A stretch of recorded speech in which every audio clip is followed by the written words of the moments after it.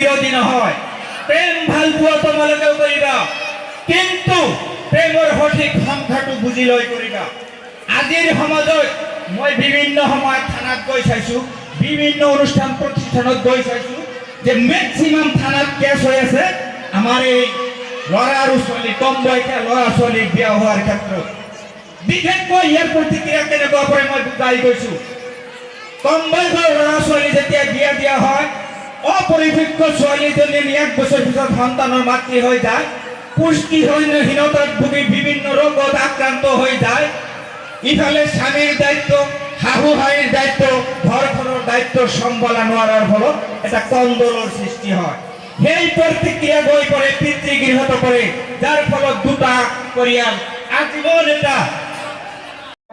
যদি ছোৱালীসকলে এই ক্ষেত্ৰত নিজৰ দায়িত্ব নিজে লৈ যদি এই বাল্য বিবাহ প্ৰতিৰোধৰ ব্যৱস্থা কৰে, নিশ্চয় আমাৰ সমাজখনৰ পৰা বাল্য বিবাহ হ্ৰাস পাব। আৰু এটা কথা, যদি ভাৰত চৰকাৰে এখন আইন প্ৰণয়ন কৰিছে, আমি প্ৰত্যেকজন নাগৰিকে আমাৰ দেশৰ আইন মানি চলা বাধ্যতামূলক, কিন্তু আমি সমাজত দেখা পাই আছো একাংশ অসাধু লোকে এই বাল্য বিবাহৰ ক্ষেত্ৰত গৈ উচতনিমূলক কিবা এটা নহয় কিবা এটা হেৰি কৰি আছে। তাৰমানে মই ক'ব খুজি আছো, এই বাল্য বিবাহ যোনে য'ত যেনেকৈ দেখা পায় বিৰোধ কৰক, প্ৰতিৰোধৰ ব্যৱস্থা কৰক, লাগিলে আইনী সহায় লওক। কিন্তু কোনোবা নহয় কোনোবা মানুহে তাত গৈ কয় আমি লুকাই চুৰ কৰি হ'লেও বাল্য বিবাহ কাজিৰ হতে হওক বা পুৰোহিতৰ বিবাহ কৰাই থৈ দিয়ে, আৰু সদ্যহতে যোৱাৰ পিছত অট'মেটিক প্ৰাপ্তবয়স্ক নোহোৱালৈকে সন্তান আহি যায় আৰু এই সমস্যাবিলাকৰ সন্মুখীন হ'ব লগা হয়। এই ক্ষেত্ৰত মই আৰু এটা সজাগতা সহকাৰ সভাৰ প্ৰয়াস কৰিছোঁ। মই তোমালোকৰ পৰাও আশা ৰাখিম, মই মোৰ ছোৱালী আৰু মোৰ বন্ধুবৰ্গ 2 ছোৱালীৰ হতুৱাই চিৰেই মই এখন মঞ্চৰ প্লেটফৰ্ম দিয়াৰ ব্যৱস্থা কৰি আছোঁ, সজাগতা সৃষ্টিৰ প্ৰয়াস কৰি আছোঁ। 5ৰ পৰা 10জন ছোৱালী যদি তোমালোকে আগবাঢ়ি গৈ কোনোবা এখন বিদ্যালয়ত সোমাই সেই বিদ্যালয়খনৰ অনুষ্ঠানৰ মুৰব্বীৰ পৰা যদি তোমালোকে আধা ঘণ্টা বা 1 ঘণ্টা সোমাই লোৱা যে আমি বাল্য বিবাহৰ প্ৰতি এটা সজাগতা বক্তব্য ৰাখিম, এটা সজাগতামূলক অনুষ্ঠান কৰিম, নিশ্চয় এই শিক্ষানুষ্ঠানখনে দিব। তোমালোকে 5-10 জনীয়া এটা গ্ৰুপ উলিয়া, সেই গ্ৰুপৰ জৰিয়তে শিক্ষানুষ্ঠানে এটা দিন বাৰ নিৰ্ধাৰণ কৰি সময় এটা সজাগতাৰ প্ৰয়াস কৰা, নিশ্চয় আমাৰ সমাজৰ পৰা এই মাৰাত্মক বেদীখন দূৰ হোৱাৰ বেছি দিন নালাগিব। ৰাংগাপানী হাইস্কুলৰ 45তম বাৰ্ষিক অধিৱেশনৰ লগত সংগতি ৰাখি যি এক মহৎ গুৰুত্বপূৰ্ণ এটা বিষয়ৰ ওপৰত আলোচনা চক্ৰৰ আয়োজন কৰিছে, নিশ্চয় এই আলোচনা চক্ৰৰ জৰিয়তে এইখন বিদ্যালয়ৰ ছাত্ৰ ছাত্ৰীসকল উপকৃত হ'ব, তাৰে আশা ৰাখি নিশ্চয় এই আয়োজন কৰা হৈছে। তো মই অনুৰোধ ৰাখিম, বিশেষকৈ ছাত্ৰ ছাত্ৰীসকলক কম, তোমালোকে অলপ তোমালোকৰ নিজৰ জীৱনৰ কাৰণে আজি ছাৰ বাইদেউসকলে যি এক কাৰ্যসূচীৰ জৰিয়তে তোমালোক শিকাব খুজি আছে, নিশ্চয় তোমালোকে সেইখিনি কথা হৃদয়ংগম কৰিব লাগিব আৰু তোমালোকে শুনিব লাগিব। যদি তোমালোকে সেই বিষয়বস্তুটোৱেই নুশুনা, তোমালোকে যদি সেইটো নাজানা, তেনেহ'লে মই ভাবিম এই আলোচনা চক্ৰৰ আয়োজন কৰাৰ কোনো সাৰ্থকেই নহ'ব। গতিকে মই অনুৰোধ জনাম, প্ৰতিজন ছাত্ৰ ছাত্ৰীয়ে আপাতত অলপ টাইম হ'লেও হুলস্থুল বন্ধ কৰি মনোযোগ দি শুনিবা। ইয়াৰ আগত প্ৰতিজন বক্তাই বহুত বঢ়িয়াকৈ কৈ গৈছে বাল্য বিবাহ আৰু ইয়াৰ ক্ষতিকাৰক দিশসমূহৰ ওপৰত। মই বিশেষকৈ বক্তব্য নিদিওঁ, মই মাত্ৰ দুষাৰ শাৰীৰে কথা শেষ কৰিম, তো অলপ টাইম মনে মনে থাকা। প্ৰথমে মই এইখন বিদ্যালয় পৰিচালনা সমিতি তথা আয়োজকসকলক ধন্যবাদ নিদি নোৱাৰিলোঁ। ইমান এটা মহৎ গুৰুত্বপূৰ্ণ অনুষ্ঠানত মোৰ নিচিনা এজন সাধাৰণ মানুহক যি এখন মঞ্চ দিছে, তাৰ কাৰণে মই বিদ্যালয় কৰ্তৃপক্ষক অন্তঃকৰণৰ পৰা ধন্যবাদ জ্ঞাপন কৰিছোঁ। তো আৰু এটা কথা ক'ব লাগিব, নোকোৱাকৈ হ'লে হয়তো মোৰ কৃপণালী কৰা হ'ব।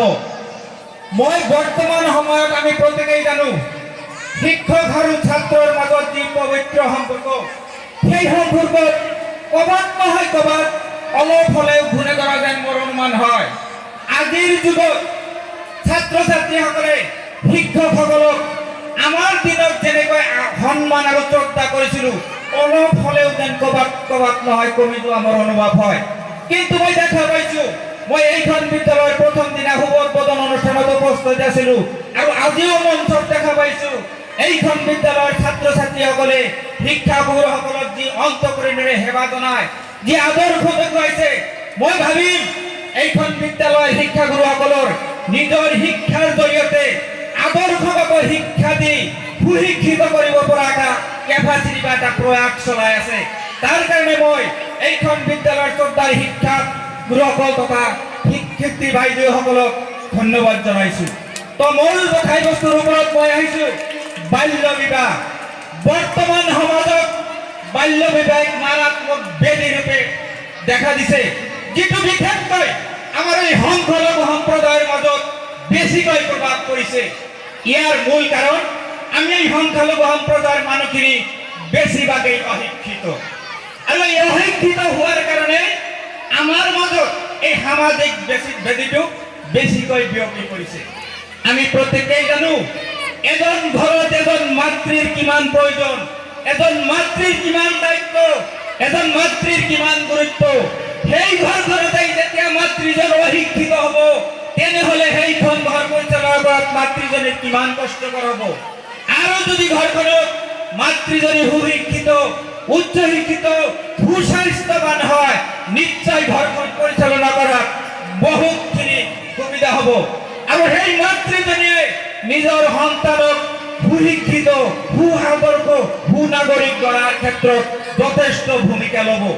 গতিকে আমাৰ মাতৃ যদি সুশিক্ষিত হয়, তেনেহ'লে আমাৰ ঘৰখন যদি সুশিক্ষিত হয়, আমাৰ সমাজখন সুশিক্ষিত হ'ব, আমাৰ জাতিখন আগবঢ়াত সুবিধা হ'ব। গতিকে আমি মাতৃ শিক্ষিত হোৱাটো কামনা কৰোঁ।